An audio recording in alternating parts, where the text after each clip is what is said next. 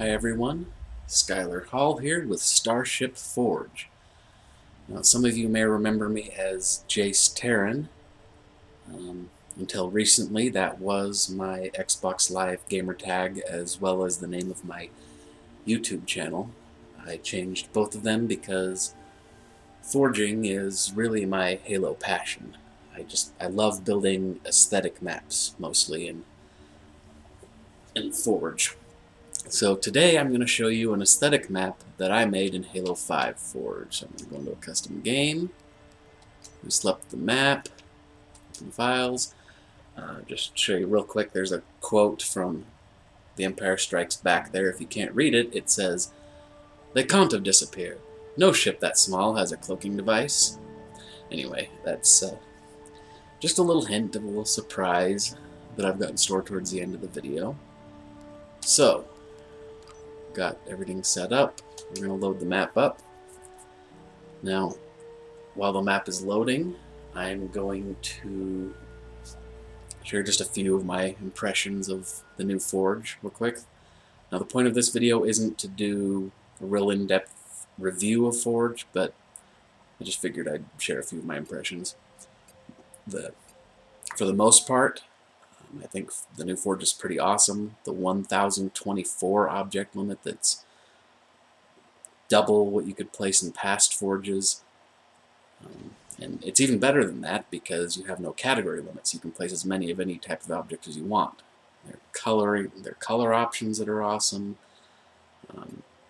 There's so many more objects to choose from. The object palette has 1,700 some odd objects. You can group, select, and duplicate. There's so many that it would take me forever to name them all.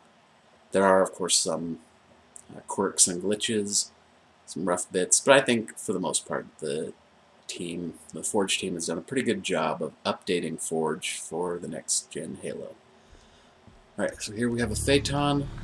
I'm going to get on it and take you on a quick fly around of my map, which is, of course, as you can see, a Star Destroyer.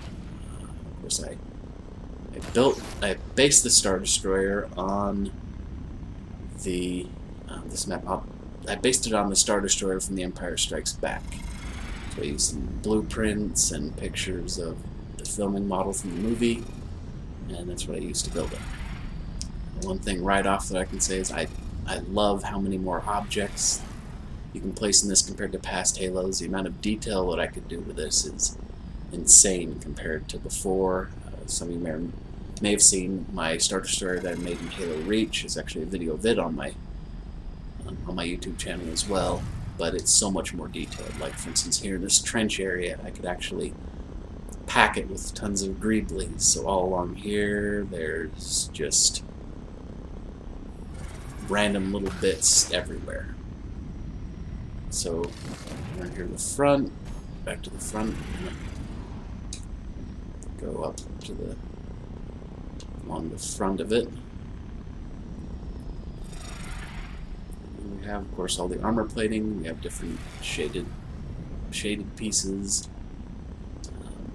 Here, of course, over here we have several turbo laser emplacements, and we have 4 more just like them on the other side. And of course, we have the different split level areas, whatever you want to call these things.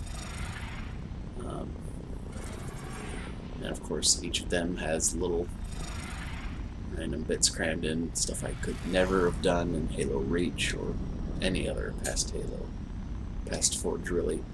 Of course, here we have the command bridge, and unlike my past Star Destroyer, there's no interior to this. It was because I wanted to make a purely aesthetic map. This time around, I wanted to see just how close I could get to the actual filming model. So this map isn't playable. In fact, it's really just for looking at. In fact, the only spawn points are one initial spawn point and one respawn point over on that starting platform over there. I did move that from the original Parallax location, but I only kept around 2. One of each kind of spawn point, one initial and one standard respawn. This map is purely aesthetic, so you can't really play on it. You can just kind of look at it up here. I'm really proud of these shield domes. They're made up of triangles, just like the real thing, which was awesome.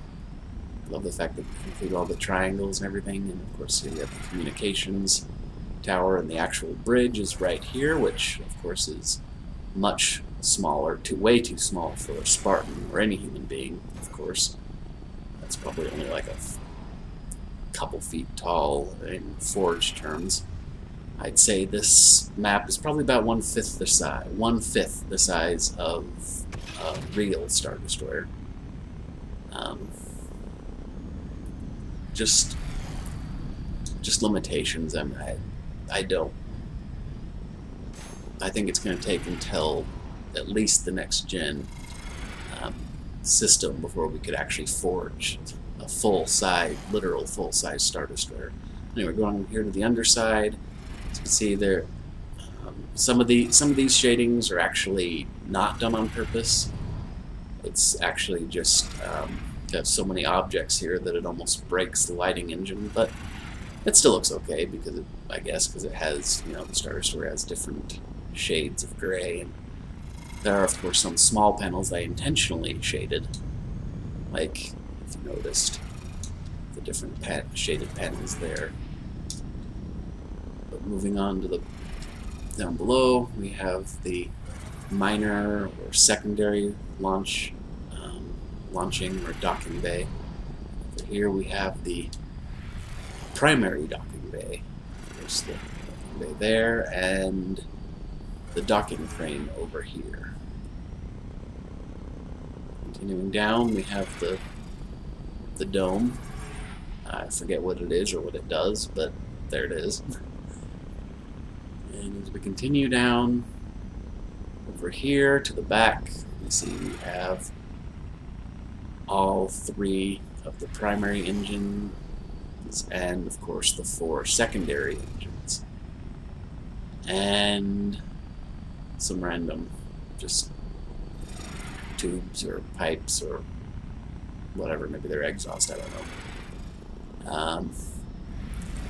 And of course going up, area leading up to the command bridge, the rear of the ship. There we have, of course, the garbage dump port that the Millennium Falcon used to hide and get away from the Empire. And speaking of the Millennium Falcon, this Star Destroyer has a stowaway. It's got a little mini Millennium Falcon on the back, which was, of course, the surprise I saved for the end. That was, of course, what the hint, the quote was about early on. I put a little mini Millennium Falcon here. Again, this Star Destroyer is 1/5 the size of a real one, so obviously this is a much smaller version of a Millennium Falcon.